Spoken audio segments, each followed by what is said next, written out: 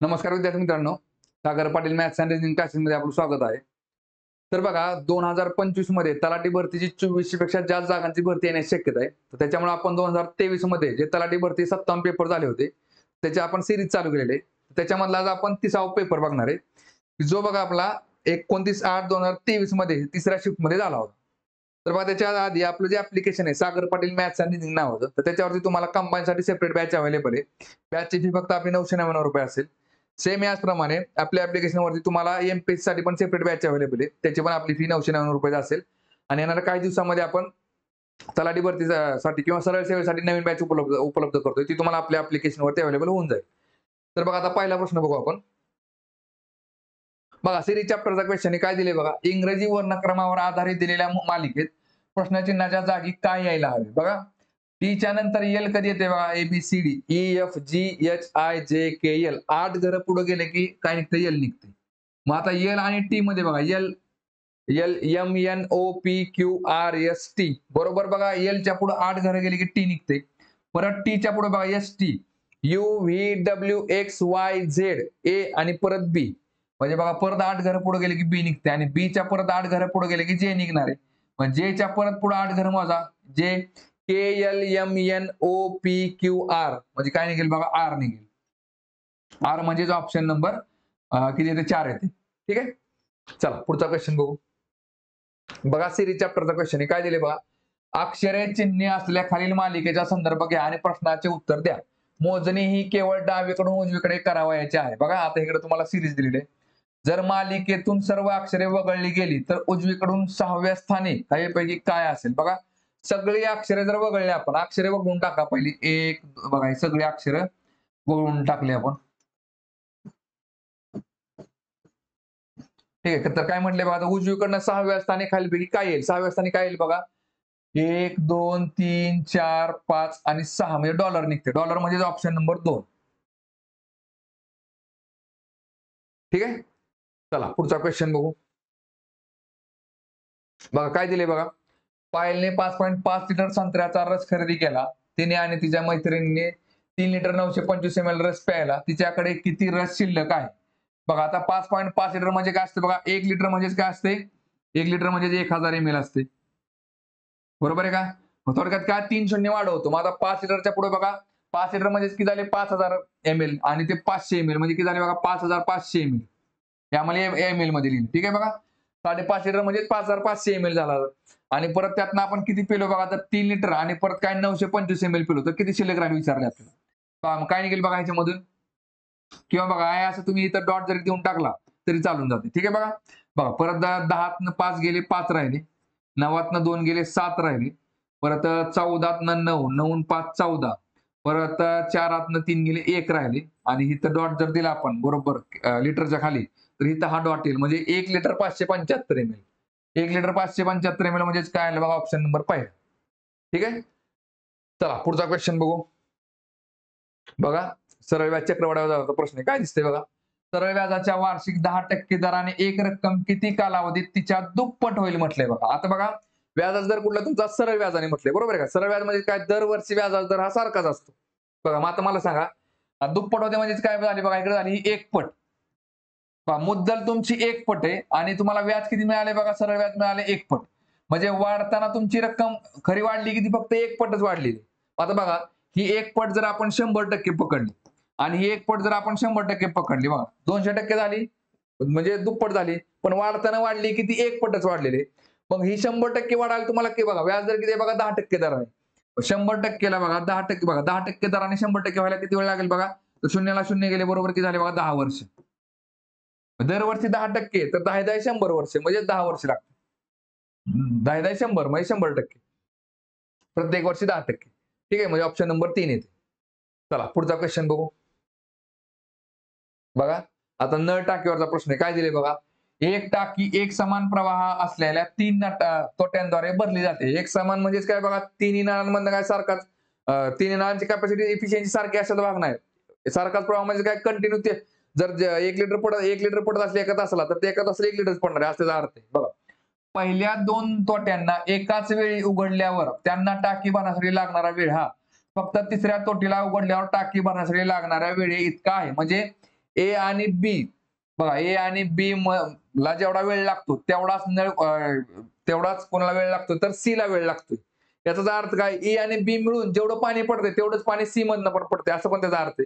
बघा पुढे काय दिसतंय बघा, टाकीला भरण्यासाठी दुसऱ्या तोटीला लागणारा वेळ हा पहिल्या तोटीपेक्षा 5 तास कमी आणि तिसऱ्या तोटीपेक्षा 4 तास जास्त आहे. बघा आता 3 तोट्या लिहून घ्यायचं. बघा तात्पुरते आपण ए बी सी करू. ए बी सी, ठीक आहे. बघा आता काय दिले बघा, बघा दुसऱ्या तोटीला लागणारा वेळ हा पहिल्या तोटीपेक्षा, पेक्षा कुणाला पहिल्या तोटीला, मग पहिल्या तोटीला वेळ किती लागेल बघा, एक्स लागेल, एक्स वेळ लागेल आणि पहिल्या तोटीपेक्षा 5 तास कमी लागेल कोणाला, दुसऱ्या तोटीला. बघा 5 तास कमी म्हणजे किती झाला, एक्स वजा 5 झाले. आणि परत काय दिले बघा, आणि बघा दुसऱ्या तोटीला लागणारा वेळ पहिल्या तोटीपेक्षा 5 तास कमी आणि तिसऱ्या तोटीपेक्षा 4 तास जास्त. बघा बघा दुसऱ्या तोटीला किती वेळ लागतो बघा, तर सी पेक्षा 4 तास जास्त.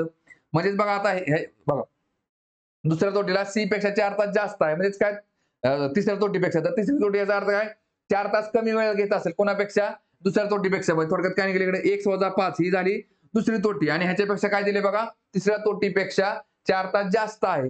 हिला जर 4 तास जास्त आहे तर ही 4 तास कमी आहे, म्हणजे वजा 4 होईल. म्हणजे काय निघेल बघा इकडं, वजा एक्स वजा 9 निघाला. ठीक आहे बघा. बरं आता मला सांगा, बी ला आता हा वेळ किती लागतो बघा, हा वेळ आहे बघा, वेळ किती लागतोय, ह्याला ए ला 1 तास, बी ला 1 वजा 5 तास आणि सी ला 1 वजा 9 तास. ठीक आहे बघा. आता ए आणि बी ह्या दोघींना मिळून सेपरेट वेळ किती लागतोय बघा, जर दोघींनी मिळून जर एकत्र टाकी भरली तर किती वेळ लागतोय, 1 वजा 9 तास. म्हणजे सी ला जेवढा वेळ लागतोय तेवढाच वेळ कोणाला लागतोय, ए आणि बी ला लागतोय. बरोबर आहे का. बरं पर्याय काय दिलेत बघा, आता पहिल्या तोटीला लागणारा वेळ किती आहे, पहिल्या तोटीला मला सांगा ऑप्शन कुठले आहेत बघा, सगळे पहिल्या तोटीचे ऑप्शन आहेत. डायरेक्ट ऑप्शन वर जाऊ शकतो आपण, कसं बघा आता काय दिसतंय बघा, पहिला ऑप्शन बघा, आता मला सांगा ए बी सी. बघा ए ला किती वेळ लागला, समजा 10 तास वेळ लागला, तर बी ला किती लागेल बघा, 10 पेक्षा 5 तास कमी, म्हणजे किती झाले बघा, येते लक्षामध्ये 10 वजा 5 म्हणजे 5 तास. आणि सी ला किती वेळ लागेल बघा, 10 वजा 9. बघा 10 वजा 9 म्हणजे किती झाला, 1 तास. बरोबर आहे का. बघा आता मला सांगा, ए आणि बी आणि सी ह्यांना बघा, आता थोडक्यात काय आपण सेपरेट जर ए आणि बी ने जर टाकी भरली तर त्यांना 1 तास वेळ लागला पाहिजे. मला सांगा 10 5 आणि 5 चा लसावी किती असतो बघा, 10 5 5 चा लसावी 10 असतो. बरोबर आहे का. मला सांगा आता 10 लिटरची टाकी जर ए हा 10 तासात भरत असेल तर तो 1 लिटर पाणी भरेल. बरोबर आहे का, एका तासाला. आणि तोच बी बघा, जर 10 लिटरची टाकी 5 तासामध्ये भरत असेल तर त्याला किती वेळ, तो एका तासामध्ये किती भरेल, किती भरेल बघा, 5 दुणे 10 मध्ये 2 लिटर पाणी भरेल. बरोबर आहे का. आणि सी 1 तासात भरतो, याचा अर्थ काय, त्याला 10 लिटर तो एका तासामध्ये पाणी भरेल. बरं आपल्याला फोकस काय करायचं, ह्या दोघांना मिळून किती वेळ लागला पाहिजे, तर 1 तास वेळ लागला पाहिजे. मला सांगा 10 लिटरची टाकी आहे आणि दोघा ए आणि बी ला, ए आणि बी मिळून 3 लिटर पाणी टाकतात. मग 10 भागले 3 जर केलं तर काय निघते बघा, 3 1 3, 3 त्रिक 9, 3 पॉईंट किती येते, 33 येते. आपल्याला किती पाहिजे, सी ला जेवढा वेळ लागला तेवढाच ए आणि बी ला मिळून वेळ लागला पाहिजे. मग याचा अर्थ काय, ऑप्शन नंबर पहिला चुकते आपला. ठीक आहे बघा. चला दुसरा ऑप्शन घेऊन बघा इकडं. दुसऱ्या ऑप्शन मध्ये काय दिलंय तुम्हाला इकडं, समजा ए ला 6 तास वेळ लागत असेल, कारण सगळे ऑप्शन कुठले तुमचे बघा, तर पहिल्या तोटीला लागणारा वेळ किती, पहिल्या तोटीचे ऑप्शन आहेत सगळे. बरोबर आहे का नाही. पहिल्या तोटीला जर समजा आपण 6 तास पकडला तर 6 पेक्षा ह्याला 5 तास कमी, म्हणजे ह्याला किती वेळ लागेल बघा, 1 तास वेळ लागेल. आणि सी ला परत काय दिसतंय बघा, 1 वजा 9. मला सांगा 6 वजा 9 केलं तर मायनस मध्ये उत्तर जाते, त्यामुळे दुसरा पण येणार नाही ऑप्शन. बघा आता तिसरा ऑप्शन घेऊन बघा. बघा आता ए ला 15 तास वेळ लागतोय, बी ला किती वेळ लागतोय, 15 5 गेले 10 तास आणि सी ला बघा 15 9 गेले 6 तास. आता ए आणि बी ला मिळून सुद्धा 6 तासच वेळ लागला पाहिजे. बघा तात्पुरत बघा, आता बघा 15 तास आणि 10 तासाला लसावी जर घेतला आपण, 15 आणि 10 किंवा 3 घ्या, काय फरक पडत नाही. बघा 15 10 आणि 6 चा लसावी किती आला, 30 झाला. बरोबर आहे का. म्हणजे आपण एकूण टाकी पकडली 30 लिटरची. ए हा 15 तासात जर भरत असेल तर तो एका तासामध्ये 2 लिटर पाणी भरेल, 15 दुणे 30. बी हा 10 तासामध्ये भरतो म्हणजे 3 लिटर पाणी भरेल, 10 त्रिक 30. ठीक आहे, आपल्या दोघांचंच बघायचं बघा. आता मला सांगा दोघांनी मिळून जर पाणी भरलं तर तासाला किती भरतील, ते 2 आणि 3 5 लिटर. बरोबर आहे का, 5 लिटर. आणि मग 30 लिटर टाकी भरा किती वेळ लागेल बघा, 30 भागिले 5 बरोबर किती झाले बघा, 5 सक 30 म्हणजे 6 तास. मला सांगा सेपरेट सी ला पण 6 तास वेळ लागतोय आणि ए आणि बी ने जरी भरलं तर 6 तासच वेळ लागतोय, म्हणजे उत्तर येते आपलं ऑप्शन नंबर 15. म्हणजे ए हा 15 तासात टाकी भरतो. ठीक आहे. चला पुढचा क्वेश्चन बघू आता. बघा सिरीज चॅप्टरचा क्वेश्चन आहे, काय दिले बघा, दिलेली मालिका तर्कदृष्ट्या पूर्ण होण्यासाठी प्रश्नचिन्हाच्या जागी दिलेल्या पर्यायांपैकी कोणता पर्याय आला पाहिजे. बघा पी काय निघते बघा इकडे, पी क्यू ओ आर. बघा ओ नंतर पी ओ पी. ठीक आहे बघा, क्यू आर. बघा येते लक्षामध्ये बघा, एक आड एक घेतले बघा, ओच्या बघा थोडक्यात पीच्या पाठीमागे ओ हा एक घर पाठीमागे आणि क्यूच्या पुढं एक घर कोण आहे आर आहे. ठीक आहे बघा. आता ओच्या पाठीमागचं घर कुठलं असेल बघा एम एन ओ म्हणजे एन असेल. बरोबर आहे का? इथं काय निघेल बघा एन निघेल. म्हणजे काय ओच्या पाठीमाग बघा ओच्या पाठीमागे एक घर काय झाला एन झाला. पहिलं एन कुठं कुठे बघा एन इथं नाही आणि एन इथं नाही. ठीक आहे दुसऱ्या आणि तिसऱ्यामध्ये. आता शेवटला तर काय 1 अन् 2 3 अन् 2 5 अन् 2 7 अन् 2 9 आले दोन्हीकडे पण. काय विषय नाही त्याचा. आता मधलं बघा काय निघते बघा. मधल्यामध्ये बघा निघते बघा आता ओच्या थांबा आपल्याला कुठलं घ्यायचं पहिल्याच बघा. ओपी बघा क्यूच्या पुढे काय दिसतं ओपी क्यू आर. क्यू नंतर लगेच काय बघा आर दिसतोय. एक काढ बघा क्यू नंतर काय आर. ओपी क्यू आर इकडे काय निघेल एस. आरच्या पुढे लगेच काय निघेल इकडे एस. NS9 NS9 म्हणजे ऑप्शन नंबर 2 येते लक्षामध्ये बघा. क्यू ह्याच्यामध्ये बघा ओपी क्यू आर आणि इकडे लगेच एस. ठीक आहे म्हणजे NS9 ऑप्शन नंबर 2. चला पुढचा क्वेश्चन बघू. बघा काय दिले बा प्रश्नामध्ये. प्रियलच्या आईने पार्टीसाठी 8 लिटर 785 ml कस्टर्ड बनवले. तर कस्टर्डचे 35 व्यक्तींमध्ये समान प्रमाणात वाटप केले गेले तर प्रत्येक व्यक्तीला किती कस्टर्ड देण्यात आले होते. बघा 8 लिटर म्हणजे 8000 ml आणि वरचे 785 म्हणजे 8785 ml. किती जणांत वाटले आपण 35 जणांमध्ये. प्रत्येक वाटेला किती येईल तेवढं चेक करायचं. बघा काय निघेल 5 7 35 परत 5 1 5 3 8 परत 3 वर 7 37 म्हणजे 5 7 35 आणि 2 37 2 वर 8 28 5 5 25 आणि 3 28 3 वर 5 35 म्हणजे 5 7 35. ठीक आहे चला परत 7 ने भाग घालवा 7 1 7 7 2 14 आणि 3 17 7 5 35 आणि 7 1 7 म्हणजे 251 251 ml प्रत्येकाला मिळेल. ऑप्शन नंबर पहिला भाग घालवता आला पाहिजे. ठीक आहे चला पुढचा क्वेश्चन बघू. बघा काय निघेल बघा प्रॉफिट लॉस वरचा क्वेश्चन. ठीक आहे बघा. एक अप्रामाणिक दुकानदार आपला माल मूळ किमतीत विकत असल्याचे दाखवतो परंतु खोटे वजन वापरतो ज्यावर 984 ग्रॅम लिहिलेले आहे परंतु प्रत्यक्षात त्याचे वजन त्याहून खूपच कमी आहे. हे खोटे वजन वापरून दुकानदाराला प्रत्यक्षात 23% नफा होतो. तर वापरलेल्या वजनाचे वास्तविक माप शोधा. ठीक आहे बघा. आता काय दिले बघा आता त्या बघा वजन किती दाखवते त्यात 984 ग्रॅम दाखवले. ठीक आहे बघा. आणि 84 ग्रॅम वजनाला दाखवते पण त्याला नफा किती होतो बघा 23% नफा होतोय. बरोबर आहे का. आणि याचा अर्थ काय बघा तर त्या वजनाची 984 ग्रॅम वजनाचं ते काय असणार आहे माप नसणार आहे. बरोबर आहे का. आता मला सांगा याच्यामध्ये त्याला किती नफा होतोय बघा तर 23% नफा होतोय. येते लक्षामध्ये. मग तर वापरलेल्या वजनाचे वास्तविक माप शोधा. ठीक आहे बघा. आता मला सांगा इथं त्याने 984 ग्रॅम जरी दाखवत असला तर 984 ग्रॅम जर त्याने दाखवलं तर त्याला नफा किती होतोय बघा तर 23% नफा होतो. ठीक आहे बघा. आता 984 विकून त्याला थोडक्यात काय 23% नफा होतोय. 23% नफा होतोय याचा अर्थ काय बघा तर 984 ग्रॅम ही जी वस्तू आहे ना तर ती बघा लक्षात घ्या किती तर 123% रक्कम असते. किती 123%. ठीक आहे बघा. मग आता आपल्याला विचारलं काय तर बघा 100% रक्कम बघा 100% वजनाचं माप किती. 984 ग्रॅम हे जे तुम्हाला वजन दाखवले ना ते चुकीचे. मग समजा त्याच्यावर विकलं तर त्याला थोडक्यात काय 100 त्या वजनावर किती लिहिले बघा 123 दिले. बरोबर आहे का नाही. पण बघा त्याला किती 23% नफा होतो. 23% याचा अर्थ मग 100% म्हणजे किती ते आधी काढून घ्या. 100% म्हणजे किती तर x होते. मग काय निघेल बघा इकडं तिरकस गुणाकार करा. x गुणिले 123 x गुणिले 123 बरोबर 100 गुणिले 984 बघा 100 गुणिले 984 काय निघेल बघा x जाग्याला ठेवा. काय निघेल इकडे 100 गुणिले 984 भागिले 123. चला काय निघते बघा आता याच्यामध्ये 3 आणि 2 5 आणि 1 6 म्हणजे 3 ने भाग जातोय. 8 आणि 4 12 ला 3 ने भाग जातो. 9 ला पण 3 ने भाग जातो. बघा काय निघेल 3 चोक 12 3 1 3 परत काय निघते बघा इकडं 3 त्रिक 9 3 त्रिक 9 3 2 6 आणि 2 8 3 8 24. ठीक आहे बघा.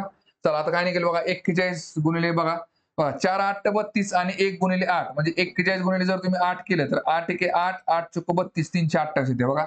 41 1 41 41 8 किती येते बघा 328. 100 गुणिले 8 किती येते बघा 1 ची व्हॅल्यू किती निघते 800. म्हणजे बघा ते 800 ग्रॅम वजनाचं आहे लक्षात घ्या. ते माप जे आहे ते 800 ग्रॅम वजनाचं आहे आणि त्याने त्याच्यावर लिहिले की तिथं 984 ग्रॅमचं वजन आहे.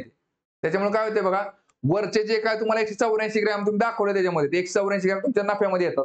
बरोबर आहे का. म्हणजे 800 ग्रॅम ही मूळ वजन तुम्ही देताय पुढच्याला, पण एक 84 ग्रॅम कचा काटा मारता त्याच्यामध्ये. ठीक आहे. मग काय निघेल बघा, तर वापरलेल्या वजनाचे वास्तविक माप शोधा, तर किती येते बघा, ऑप्शन नंबर 3 800 ग्रॅम. ठीक आहे. चला पुढचा क्वेश्चन बघू आता. बघा आता सिरीज चॅप्टरवरचा क्वेश्चन आहे. काय दिले बघा, दिलेल्या मालिकेत प्रश्नचिन्हाच्या जागी काय यायला हवे. बघा 65 57 बघा, 65 57 49 41 33 बघा. 65 आणि 57 मध्ये कितीचा फरक आहे बघा, 3 आणि 5 8 8चा फरक आहे, -8. परत ह्याच्यामध्ये बघा 49 आणि 50 आणि 57 म्हणजे -8चाच फरक आहे. इथं पण बघा -8 आहे, इथं पण किती -8 आहे. मग 33 मधून जर वजा 8 केलं तर काय निघेल बघा, 25 निघेल. 25 आणि 8 33, ऑप्शन नंबर 2 निघते. ठीक आहे. 25 आणि 8 33. चला पुढचा क्वेश्चन बघू आता.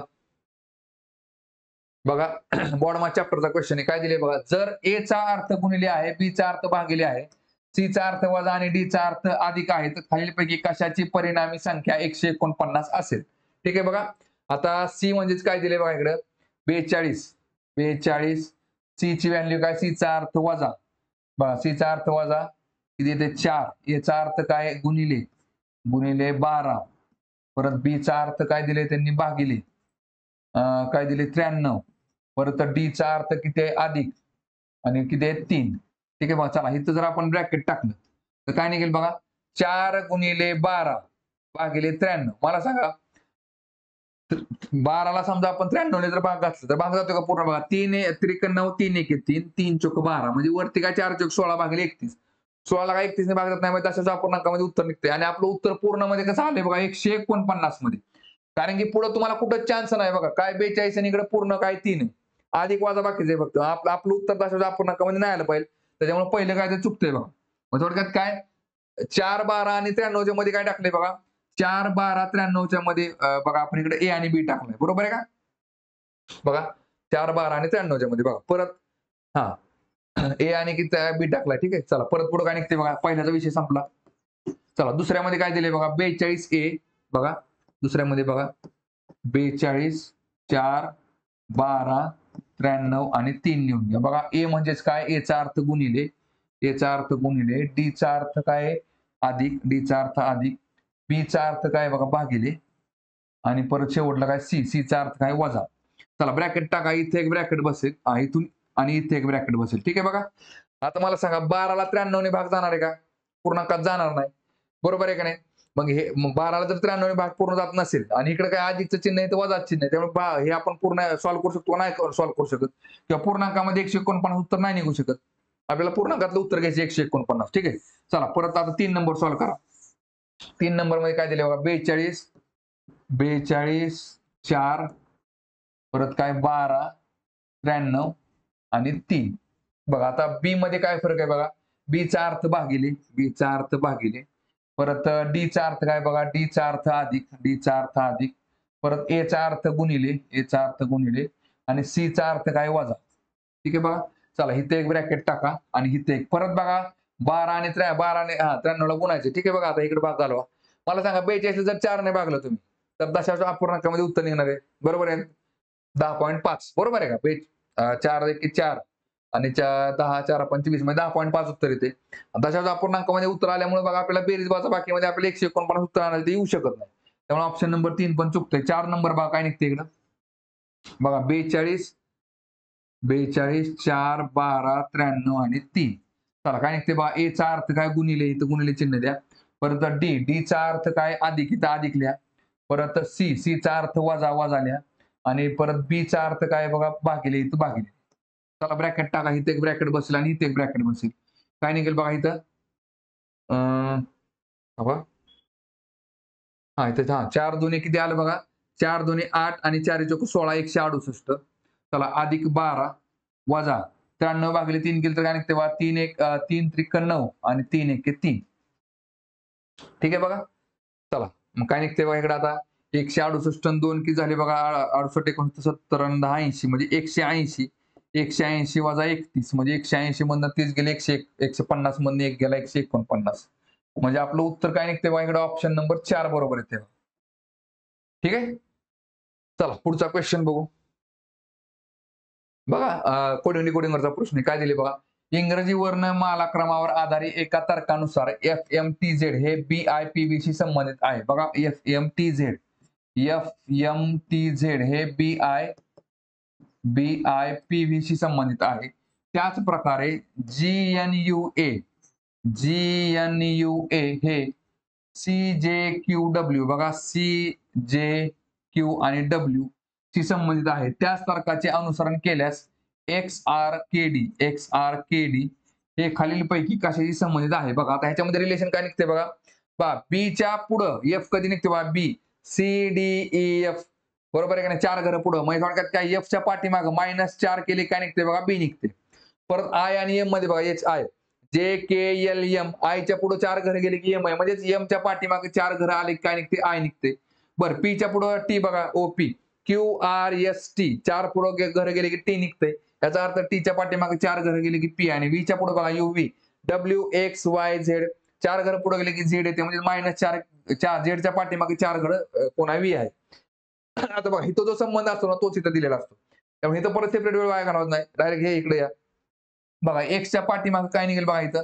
एक्सच्या पाठीमागे 4 घरं बघा. आता सगळीकडे टी आहे तर टी आला. बरोबर आहे का. चला परत आता आरच्या पाठीमागे 4 घरं बघा काय निघते बघा. आरच्या पाठीमागे बघा झेड येणार आहे का. बघा OPQR STUVWXYZ आरच्या पुढे झेड आहे त्याच्यामुळे ह्याचा विषय संपला. बरोबर आहे का. बघा एन जर पकडला NOPQR बघा एन जर पकडला तर एनच्या पुढे बघा OPQR 4 घरं पुढे गेले की आर येते म्हणजेच आरच्या पाठीमागे 4 घरं कोण असेल एन असेल. परत आता के टी नंतर एन कुठे बघा. टी नंतर एन फक्त ऑप्शन नंबर 2 मध्ये. आणि जरी तुम्ही चेक केलं बघा जी जरी चेक केला GHIJK जी च्या पुढे 4 घरं गेली की के आहे म्हणजेच के च्या पाठीमागे 4 घरं आले की कोण आहे जी आहे. ठीक आहे. चला पुढचा क्वेश्चन बघू आता. बघा काय दिले बघा प्रश्नामध्ये. एक अप्रामाणिक दुकानदार 23 रुपये प्रति किलो दराने एक वस्तू विकत आहे ज्याची किंमत त्याच्यासाठी 25 रुपये प्रति किलो आहे पण तो चुकीचा मार्ग वापरतो आहे म्हणजेच तो 1 किलो ऐवजी 600 ग्रॅम देत आहे. त्याची नफा किंवा तोट्याची टक्केवारी किती आहे. बघा लक्षात घ्या. त्याला वस्तू मिळाली 25 रुपयाला. ठीक आहे.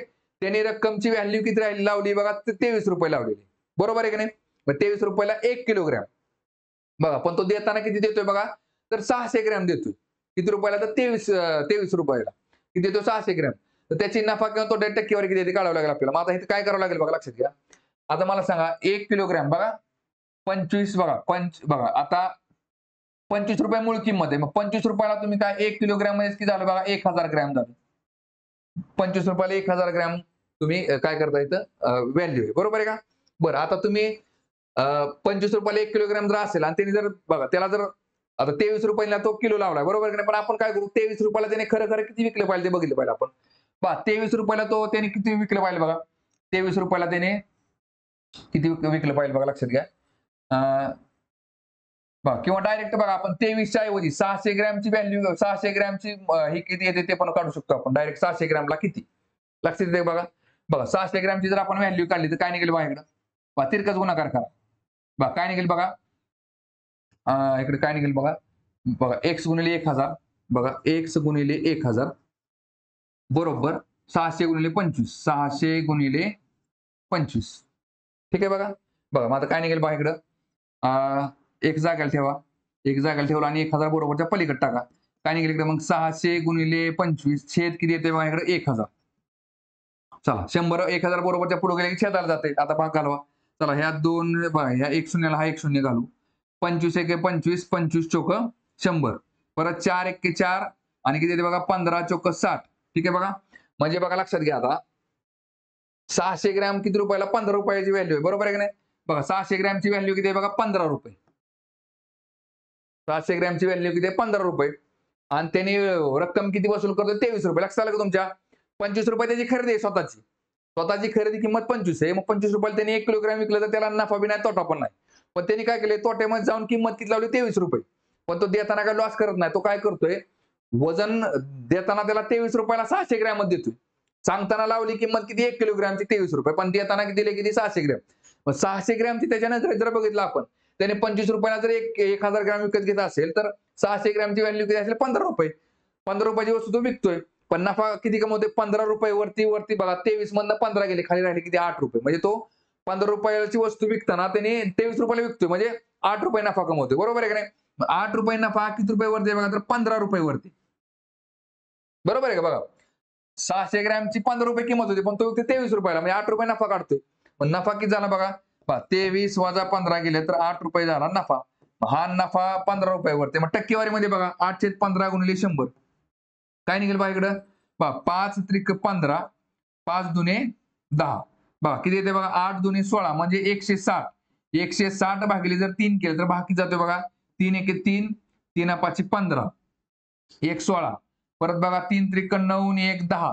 परत 3 त्रिक 9, 3 त्रिक 9. मग थोडक्यात काय 53.33% त्याला नफा होते. 53.3%. थोडक्यात काय ऑप्शन नंबर 3 नफा. ठीक आहे, चला पुढचा क्वेश्चन बघू. बघा टाइम डिस्टन्स स्पीडवरचा क्वेश्चन आहे. काय दिले बघा? एका पोलिसाने सुरुवातीला 100 मीटर अंतरावर असलेल्या चोराचा पाठलाग केला. जर पोलिसाचा वेग आणि चोराचा वेग यांचे गुणोत्तर 5:4 असेल तर पोलीस कर्मचाऱ्याने चोराला पकडण्यापूर्वी त्याने किती अंतर कापले असेल? ठीक आहे बघा, आता आपल्याला विचारलंय काय तर चोराला पकडायच्या आधी किती अंतर कापलं असेल. बघा आता तुम्ही हा जो वेग आहे तो वेग हा कितीही पकडा, 5 किलोमीटर पकडा आणि दुसऱ्याचा 4 किलोमीटर पकडा, म्हणजे पोलीस 5 चोर 4 किंवा पोलीस 50 पकडा चोर 4 पकडा, वेग तुम्ही कुठला जरी पकडला त्यांनी गुणोत्तर दिले. बरोबर आहे की नाही? 5:4 आहे पोलीस आणि चोराचं वेगाचं गुणोत्तर. तर बघा लक्षात घ्या, तुमचं जे आन्सर आहे ना ते आन्सर चेंज होणार नाही. आपण काय करू, पोलीसचा वेग 5 किलोमीटर पकडू आणि बघा लक्षात घ्या दोघांना पण ह्या साईडला पळायचं. इथं पोलीस आहे, इथं पोलीस आहे आणि इथं चोर आहे. ठीक आहे, दोघांमधलं अंतर किती आहे तर बघा 100 मीटर आहे. ठीक आहे बघा, आता लक्षात घ्या कधी पण ज्यावेळेस चोर पोलीसचा प्रश्न असतो किंवा एखादी गाडी दुसऱ्या गाडीचा पाठलाग करत असेल ना तर त्यावेळेस कसं असतं बघा लक्षात घ्या, दोन गाड्यांमधला ह्याचा वेग किती आहे बघा 5 किलोमीटर आहे आणि ह्याचा वेग किती आहे 4 किलोमीटर आहे.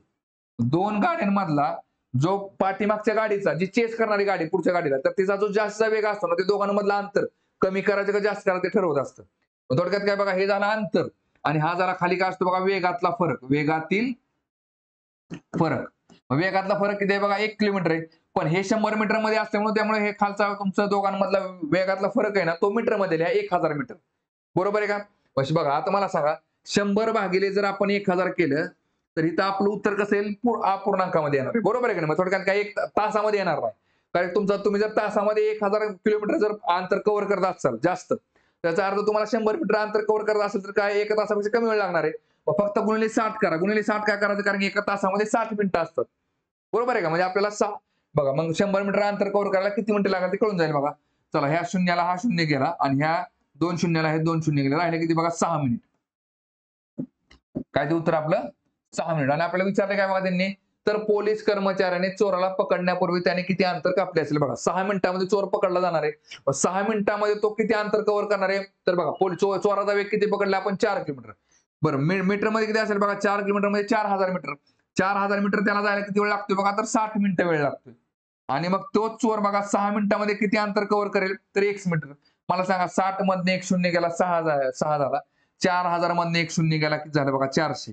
म्हणजे तो 400 मीटर अंतर कव्हर करेल. म्हणजे ऑप्शन नंबर काय ते बघा 2 येते. तिथे कॅल्क्युलेशन करायची गरज नाही.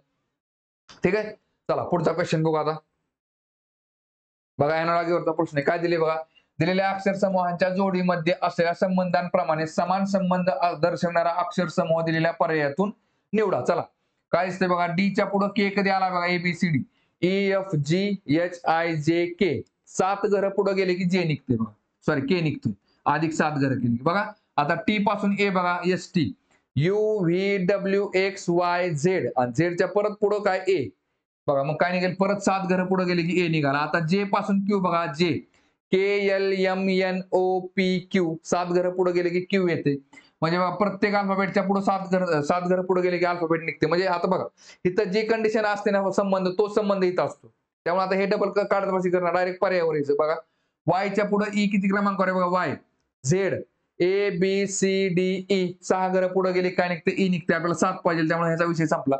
टी पासून झेड बघा ST UVWXYZ परत 6 घरं पुढे गेले की झेड निघते. त्याच्यामुळे ह्याचा पण विषय संपला. आता बघा एन पासून टी बघा NOPQRST परत 6 घरं पुढे गेली काय निघते टी निघते. त्यामुळे ह्याचा पण विषय संपला. आपलं उत्तर काय असेल ऑप्शन नंबर 4. तरी पण चेक करा बघा पीच्या पुढे डब्ल्यू बघितला PQRSTUVW बरोबर 7 घरं पुढे गेली की डब्ल्यू निघते. परत बघा सी पासून जर चेक जे केला आपण सी DEFGHIJ बघा 7 घरं पुढे गेले की काय निघते जे निघते म्हणजे आपलं उत्तर किती असणार ऑप्शन नंबर 4. ठीक आहे. चला पुढचा क्वेश्चन बघू. बघा परत सिरीज चॅप्टरवरचा क्वेश्चन आहे. काय दिले बघा इंग्रजी वर्णक्रमावर आधारित दिलेल्या मालिकेत प्रश्नचिन्हाच्या जागी काय यायला हवे. ठीक आहे बघा काय निघेल बघा ईच्या पुढे एच बघा EFGH 3 घरं पुढे गेले की एच निघतोय. चला एचच्या पुढे बघा एच IJK परत 3 घरं पुढे गेले की काय निघते के निघते. मग केच्या पुढे बघा JK LMN परत 3 घरं पुढे गेले की एन निघते. मग आता एनच्या पुढे बघा एन OPQ 3 घरं पुढे गेले क्यू निघते. मला सांगा मग इथं 1 नंबरचा ऑप्शन कॅन्सल 2 नंबरचा ऑप्शन कॅन्सल. ठीक आहे बघा आता ह्याच्यामध्ये बघा शेवटी काय WW आले मग फक्त मधला ऑप्शन चेक करा मधला अल्फाबेट काय निघेल बघा काय निघेल बघा इथं पी पासून व्ही बघा OP QRSTUV 6 घरं पुढे गेली काय निघते व्ही निघते.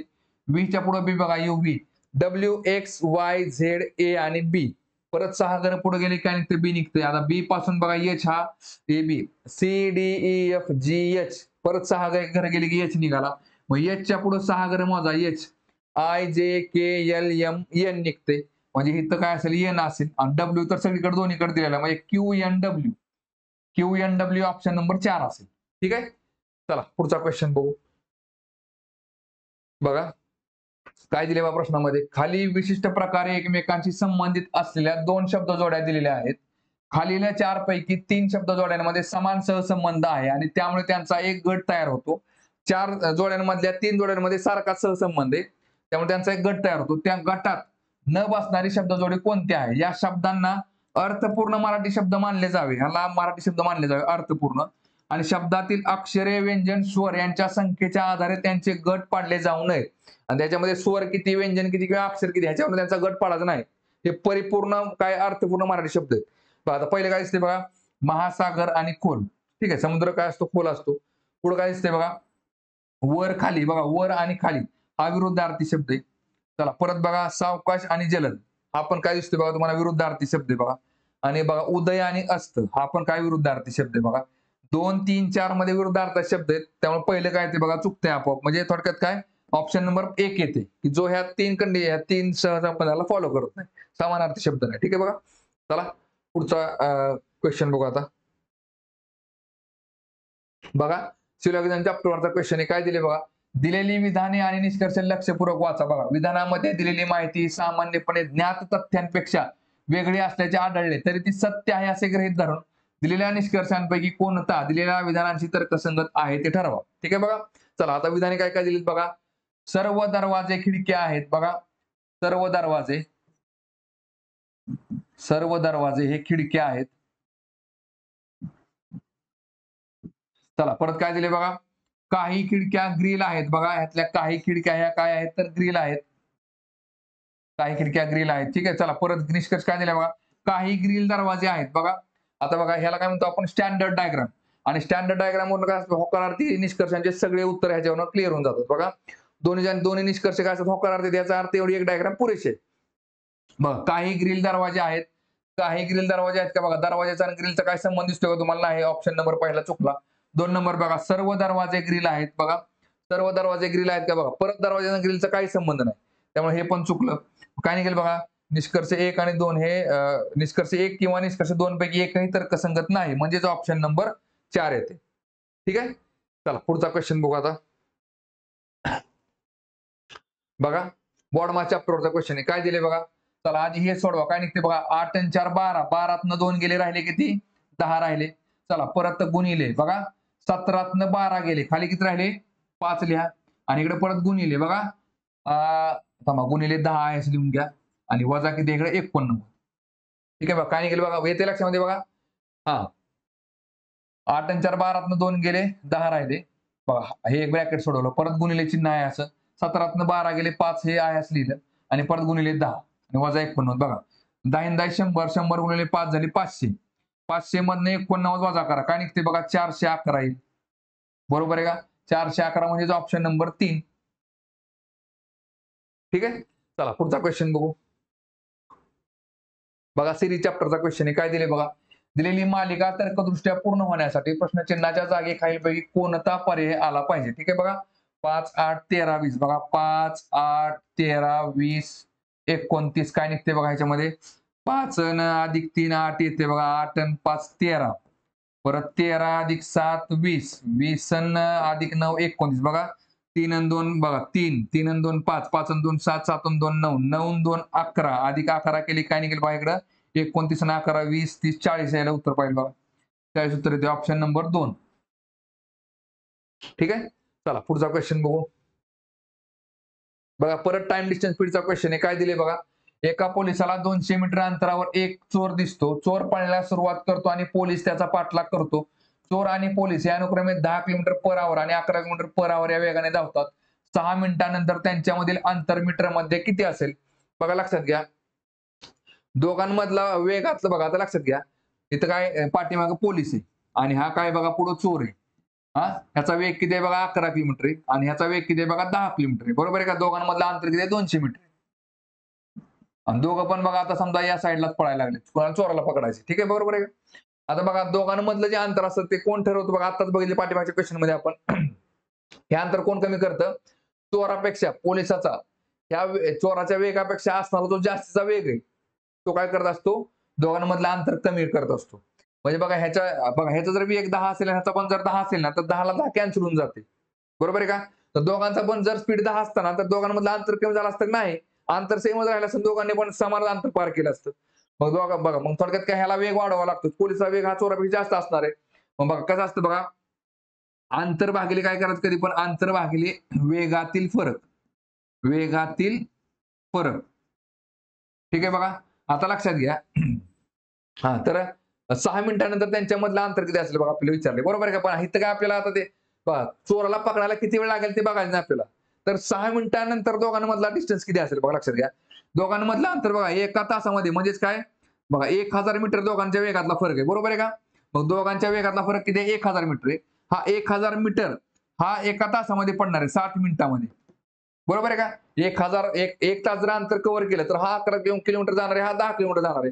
म्हणजे एका तासामध्ये दोघांमधले अंतर किती फरक पडतो तर 1000 मीटरचं.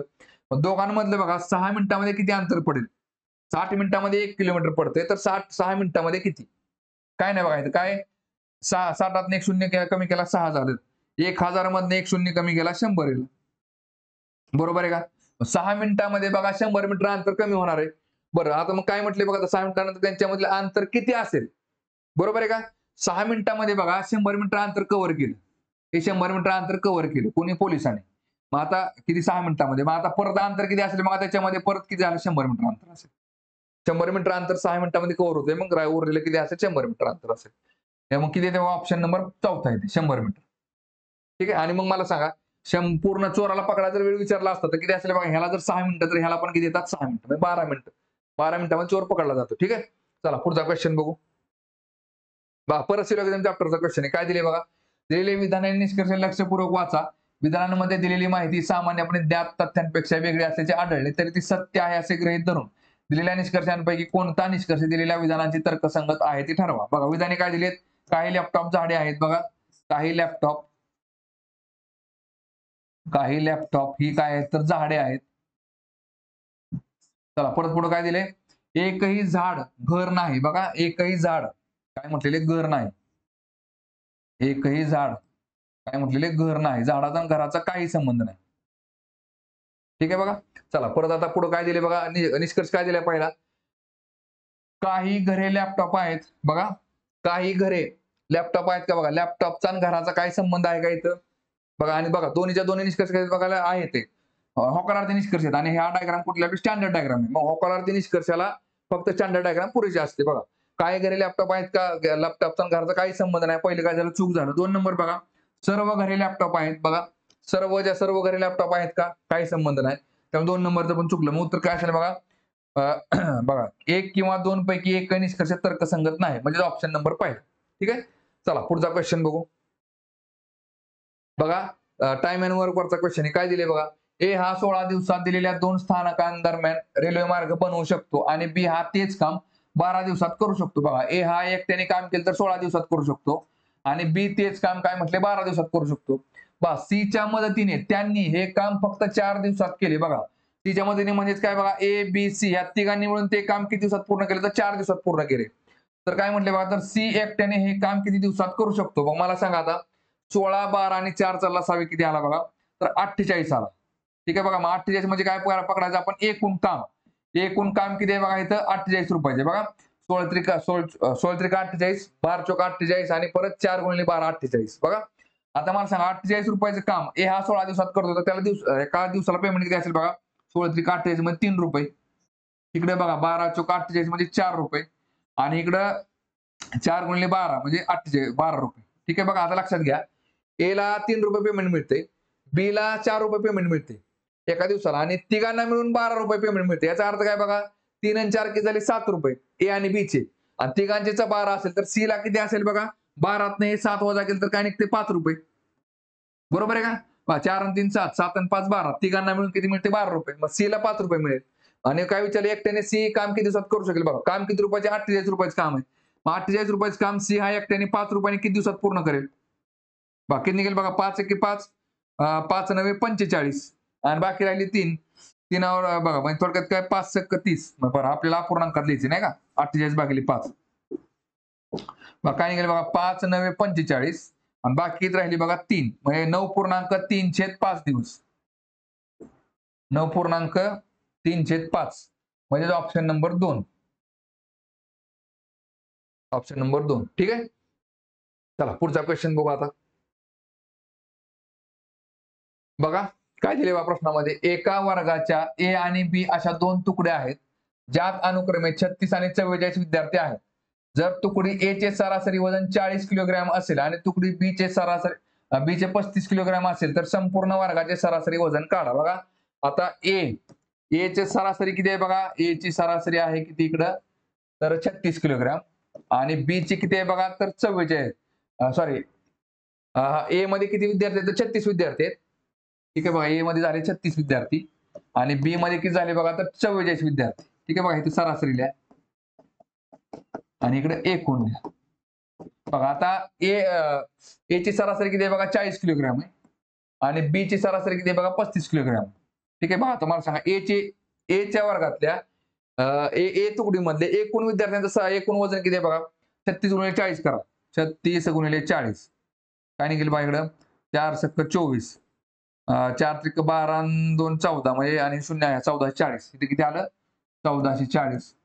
आणि बघा 44 विद्यार्थ्यांचं 35 सरासरी वजन आहे, तर मग एकूण वजन किती असेल बघा, 44 गुणिले 35, 44 गुणिले 35 काय निघेल बघा, इकडं 5 चोक 20, 5 चोक 20 आणि 2 22, सॉरी 0, 3 चोक 12, परत 3 चोक 12 आणि 1 13 काय निघालं बघा, इकडे 0 2 आणि 2 4, 3 आणि 2 5 आणि इकडे 1 म्हणजे काय झालं 1540. आता मला सांगा एकूण विद्यार्थी किती झाले बघा, आपले एकूण विद्यार्थी झाले 6 आणि 4 10, हातचा आला 1, परत 4 आणि 3 7 आणि 80 विद्यार्थी झाले आणि त्यांचं एकूण वजन किती आहे बघा, इकडे 0, 4 आणि 4 8, 5 आणि 4 9 आणि 1 आणि 1 2. ठीक आहे बघा, मग आता सरासरी काढायचं असेल तर काय करावं लागेल आपल्याला, 2900 बघा इथं मध्ये याच्यामध्ये लिहितो आपण, 2980 भागिले किती आलं 80. काय निघेल बघा, म्हणजे 80 विद्यार्थ्यांचं मिळून एकूण वजन झालं 2980. तर सरासरी किती, मग काय निघेल बघा, 0 ला 0 गेले, 8 एके 8, 8 त्रिक 24, 24 आणि 5 29, 5 वर 8 झाले किती 58. बघा 58 म्हणजे किती झाले बघा, 8 7 56, बाकी राहिली 2, परत 8 दुने 16, बाकी राहिली 4, 8 म्हणजे 40 म्हणजे 37.25, 37.25 kg, 37.25 kg म्हणजे ऑप्शन नंबर 4 येते. ठीक आहे,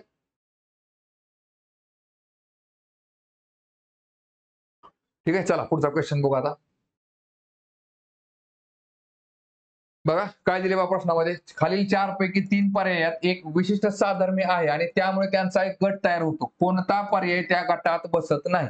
ठीक आहे बघा, आता सी पासून बघा एबीसी, सी पासून एल किती क्रमांकावर आहे बघा, C D E F G H I J K L अधिक 9 घर पुढे गेले की एल निघते आणि एलच्या पुढे एन बघा, L L M N L M 2 घर पुढे गेले की एन निघते. बघा एम पासून व्ही मोजा, एम NOPQRSTUV परत 9 घरं पुढे गेले की व्ही निघते आणि व्ही पासून एक्स बघा UV डब्ल्यू आणि एक्स व्हीच्या पुढे 2 घरं गेले की एक्स निघते.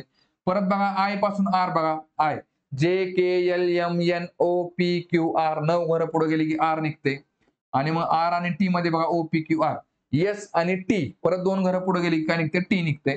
बघा आता एफ आणि ओ मध्ये बघा EF GHIJKLMNO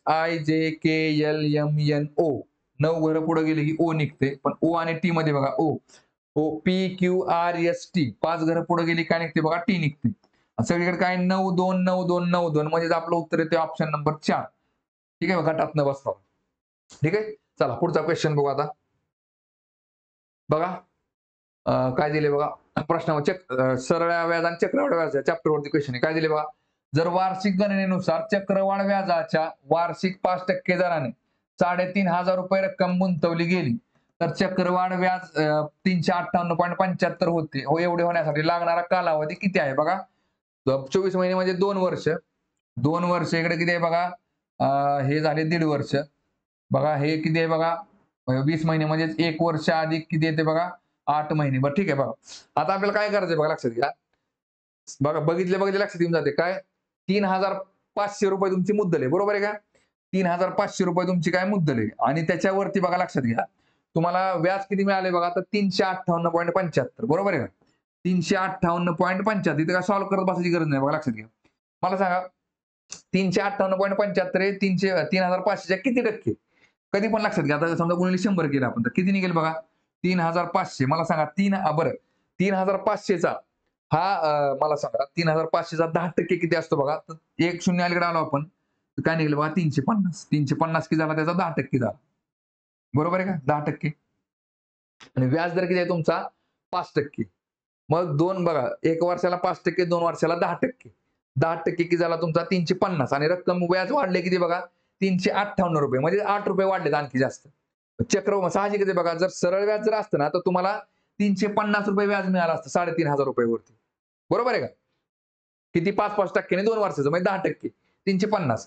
चक्रवाढ व्याज असल्यामुळे काय बघा थोडंसं पुढे वाढते पॉईंट मध्ये वाढतं ते पॉईंट मध्ये किती वाढले पुढे टक्केवारीमध्ये पॉईंट मध्ये बघा आता 5% जर असेल ना तर बघा थोडक्यात काय ही जी रक्कम असते ना तुमची बघा हे किती असते बघा 5.25% रक्कम असते किती 5.25% रक्कम सॉरी 10.25 असते कशी बघा पहिल्या वर्षी 5% दुसऱ्या वर्षी 5% ठीक आहे बघा आणि ह्या 5चा पण त्या 5%चा 5% किती असतो बघा 5चा वर्ग झाला 25 येतो आपण आणि दशांश अपूर्णांकाच्या पुढे 2 घरं अलीकडे यायचं दशांश अपूर्णांक देऊन टाका म्हणजेच काय 5 आणि 5 10 10.25 तुमचे काय असतं 2 वर्षाचं चक्रवाढ व्याज असतं. त्यामुळे हे बघा 8.75 आहे ना हे 350चा किती किती असणार आहे बघा तर 0.25% असणार 3,500चा. बरं एक लक्षात घ्या कळलं का तुम्हाला मला काय म्हणायचे 3,500ची 10% रक्कम 350 आहे. मग मला सांगा आपली जी अमाऊंट आहे ती काय बघा 350च्या जवळची आहे म्हणजे 10% जवळचं काय बघा 10% कधी मिळतात तर 2 वर्षानंतर 2 वर्ष म्हणजे काय 24 महिने 24 महिने म्हणजे काय आलं ऑप्शन नंबर पहिला बरोबर आहे का उत्तर किती आपला ऑप्शन नंबर पहिला सॉल्व्ह करत बसायची गरज नाही. चला पुढचा तर बघा थांबू आता आपण या ठिकाणी